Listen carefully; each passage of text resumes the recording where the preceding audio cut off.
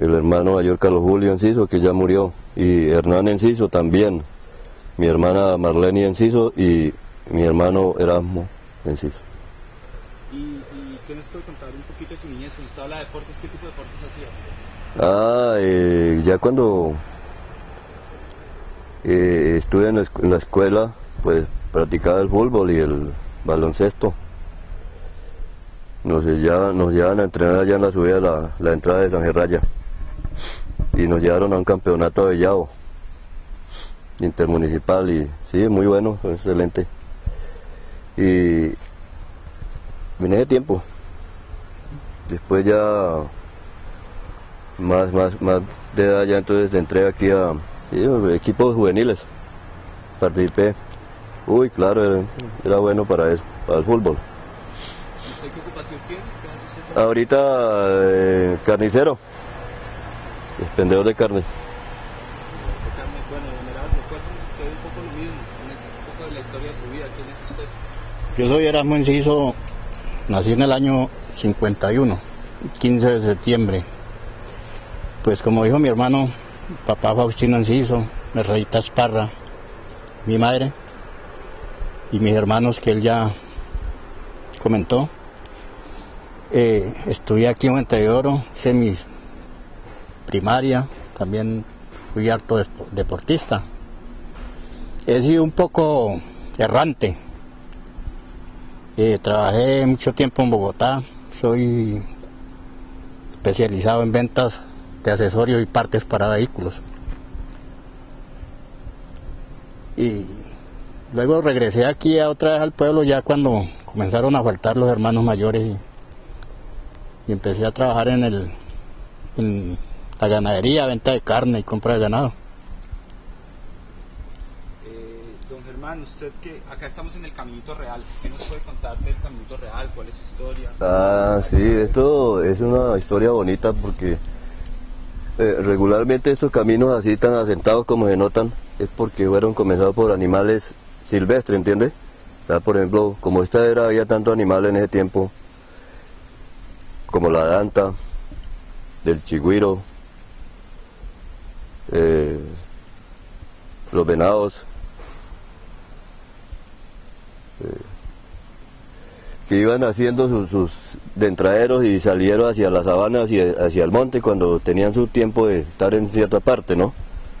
Entonces esto se fue asentando hasta que fue formando un camelloncito, un camino, lo que es un camino. Pero como era en la cuestión aquí del barranco, se fue hundiendo más, se fue hundiendo por el peso, por el pasadero la gente, de los animales. Y después la gente, también ya como estaba hecho, comenzó a transitar por acá.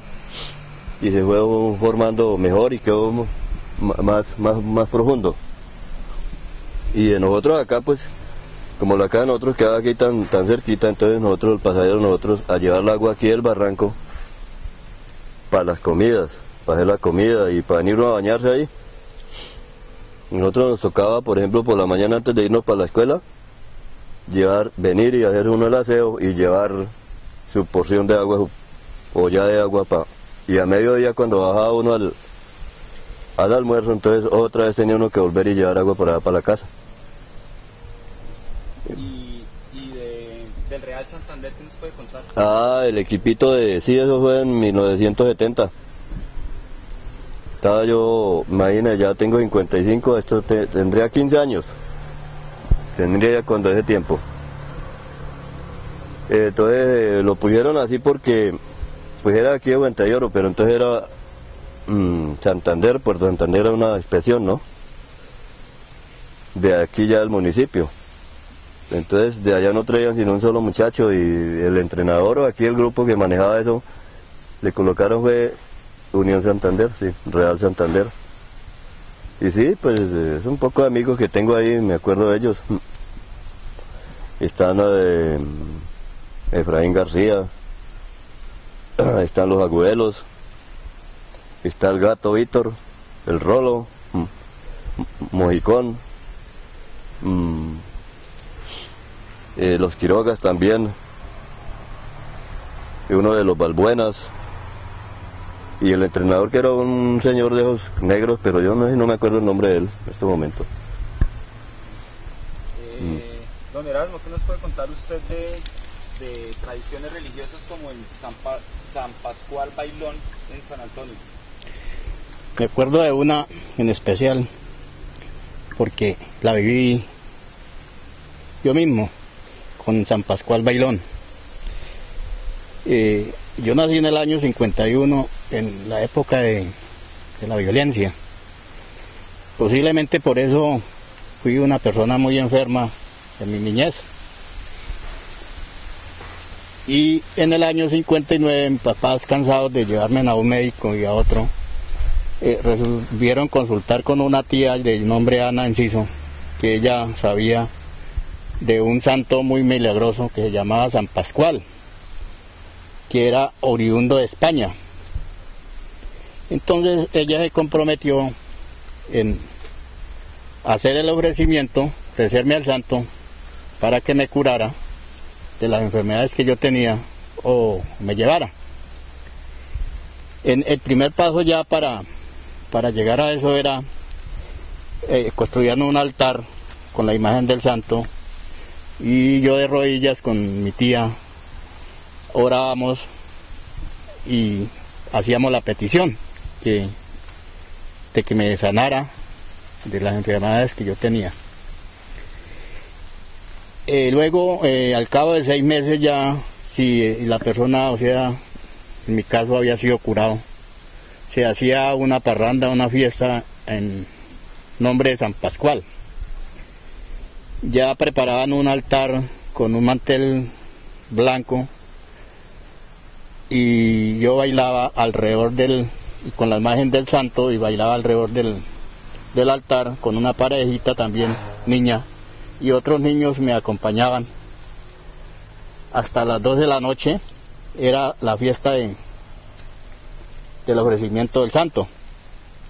Después de las 12 ya llegaba el parrando para la gente adulta, que ya tenían preparativos, amasijos, masato, chicha y un trago que ellos preparaban que lo llamaban chirrinche.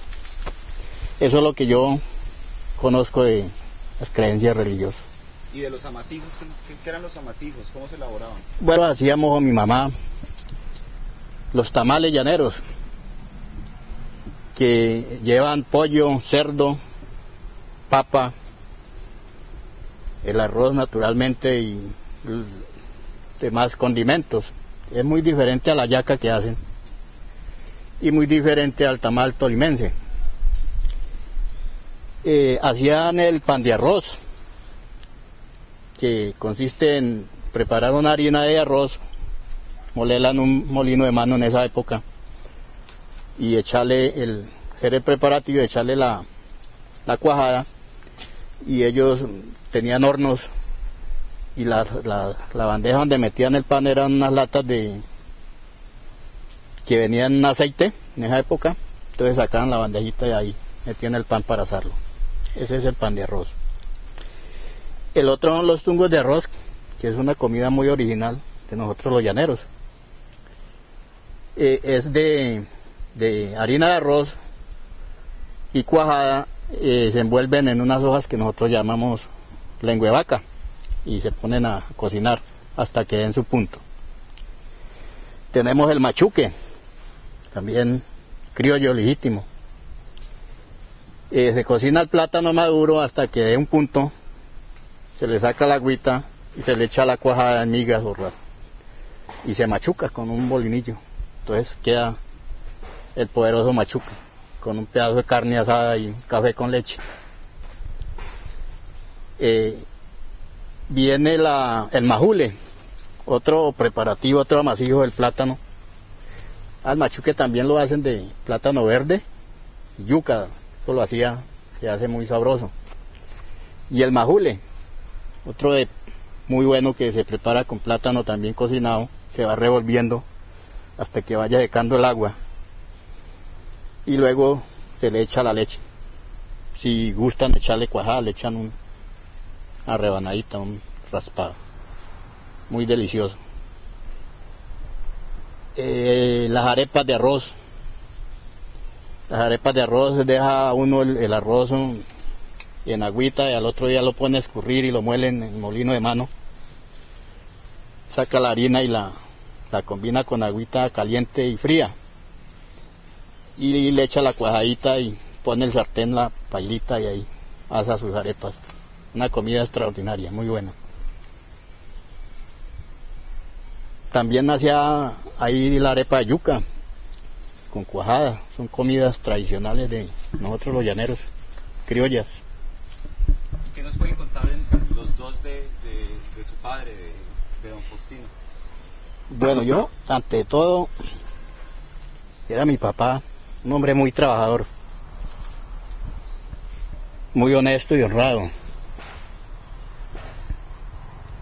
Y sufrió mucho en las épocas de violencia, perdió toda la familia, todos los hermanos y casi su fortuna que tenía. Don Faustino fundó un pueblo llamado San Antonio del Ariari, que hoy en día es Fuente de Oro. Fue el primero en hacer un rancho de bareque. En esa época ellos le decían a esto las costas del Ariari. Aquí, allí, la primera casita fue allí. Y fue el primero en abrir una trocha, precisamente pasando aquí por el caminito real que les dijo mi hermano, abriendo trocha buscando el río Ariari. Él iba en compañía de la esposa de Merceditas Parra y un indio muy amigo de él que se llamaba Carlos, hasta que con muchos peligros, porque los atacaban los cajuches y tenían que hacer camaretas para encaramarse, porque el cajuche es un animal muy bravo. Hasta que llegaron al río y descubrieron esa belleza de río Ariari por este sector. Don Faustino era una persona una gran persona, un buen hombre. Fundó a Fuente de Oro y hasta el momento no le han dado ningún reconocimiento de lo que él hizo. No tengo nada más que comentar de eso. ¿Y don Germán? ¿Nos puede contar de su papá? Nada, mi papá, un ejemplo de papá muy bueno, responsable, y le dio lo que él más pudo, nos dio a nosotros, dio amor y aprecio y donde trabajar.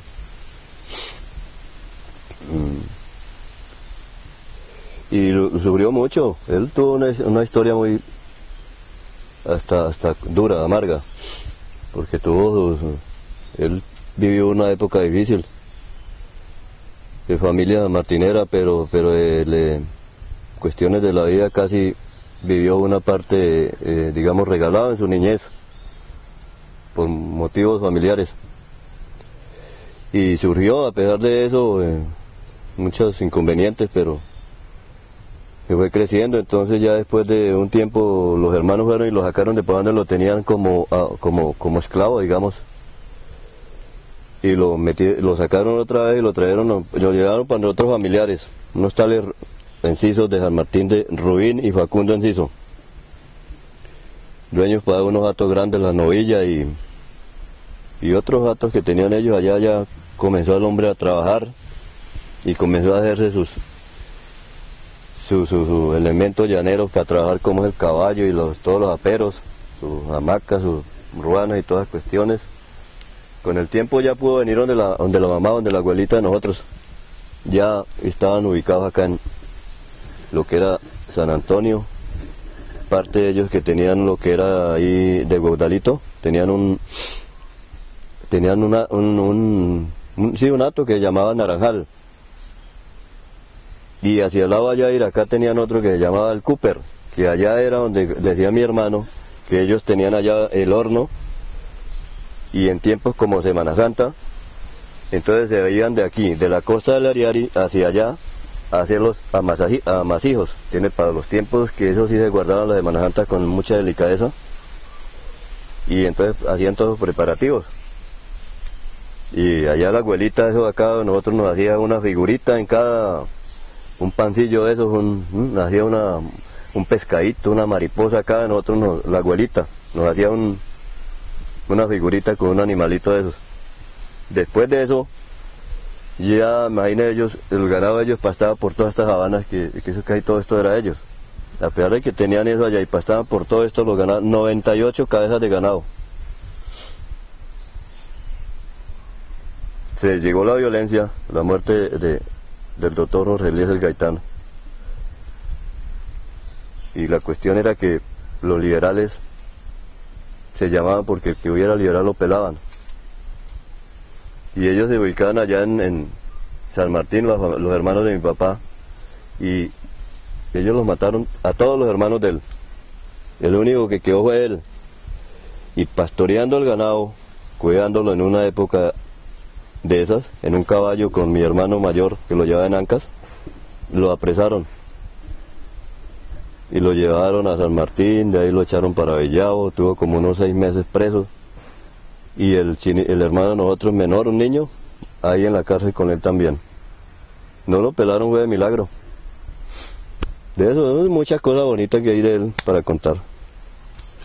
Y muy buena persona. Amplio aquí, la gente que llegaba a trabajar aquí le dejaba eso por ahí, imagínense, ese tiempo podía 50 pesos la hectárea, o fuera de eso le prestaba la herramienta, le daba semilla para que sembrara.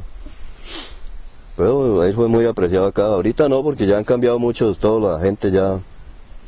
Pero en ese tiempo era una maravilla la gente para servirse y trabajar y colaborar entre ellos. Y muy bien, en términos generales, ¿qué nos puede contar usted?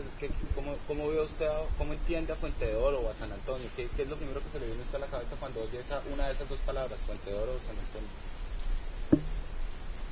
Pues ahorita, pues es la vida de uno del pueblo, ¿no? Quererlo mucho. Sí. Y don Erasmo, de San Antonio de Fuente de Oro, ¿qué nos puede decir? Pues San Antonio era lo esencial porque fue el nombre que ellos le dieron al pueblo. Desafortunadamente aquí llegaron unas personas que le cambiaron el nombre al pueblo. Es que porque que era Fuente de Oro, que era una fuente de riqueza, y se lo cambiaron. Pero en regla general pues es un nombre bonito también, Fuente de Oro. ¿Y por qué creen ustedes que es importante hacer ejercicios como estos? Que los más jóvenes, que las personas que no saben de la existencia de don Faustino Enciso sepan de él. ¿Por qué es importante contar las memorias que uno tiene? ¿Por qué creen ustedes que es importante eso? Aquí hay personas que hoy en día los nativos somos muy pocos. El pueblo ya está lleno de mucha gente que ha llegado de otras partes y no conocen la idiosincrasia, se llama eso, ¿no? La gente antigua, quienes fundaron, quienes fueron o quienes somos fulanos o tales. Se ha perdido un poquitico de esa falta de cultura, de enseñarle a la gente de pronto quién era Faustino Enciso. Hasta ahora que mi sobrino Jairo ha puesto el pecho y ha venido sacando en bien la historia y el nombre de Faustino Enciso. Don Germán, ¿y usted por qué cree que es importante estos ejercicios? Que los muchachos sepan la historia de los abuelos, de los más viejos, de los antepasados.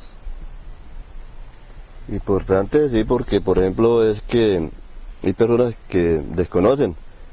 Simplemente, por ejemplo, llega un tipo aquí una vez, por algo una vez dice, yo fui y yo soy. Pero no se fundamenta en argumentos suficientes y básicos para... A pesar de que nosotros estamos viejos, pero imagínense cuánto antes de ellos existir acá. Vivía mi abuela acá. Y mi papá y mi mamá murieron de 79, 80 y pico de años. Entonces mi abuela, ¿cuánto tiempo más habían vivido ellos aquí en este sector? Muy bueno que sepan la realidad. Así pues, no vamos tras sino de que conozcan la historia. Y si ese es el caso, es muy bonito. Y es admirable la labor que están haciendo ustedes. ahora nosotros conocemos allí el cambio del pueblo, del nombre. Qué bonito que era la costa del Ariari y la parte de San Antonio. Llegar a Puerto Izquierdo, que era antes, y por la cuestión que será, le cambiaron por Puerto Poveda. Si en ese tiempo Puerto Izquierdo había un solo señor que me acuerdo yo, que era el que hacía el cruce para allá y para acá en el río, y ese era el negro izquierdo que le decían, por eso le colocaron los viejos ese nombre. Y la otra cuestión, ya que vinieron, le cambiaron el nombre al pueblo, inmediatamente le cambiaron el nombre al puertico. Y según lo que tengo entendido, según ese tiempo que había la junta ahí, eso era con multa el que dijera Puerto Izquierdo. Tenía que ir Puerto Poveda. Sí, entonces pues es muy bonito que se aclaren esas cosas. De pronto que habrá algo otro que sepa más, pues que lo diga. Entonces,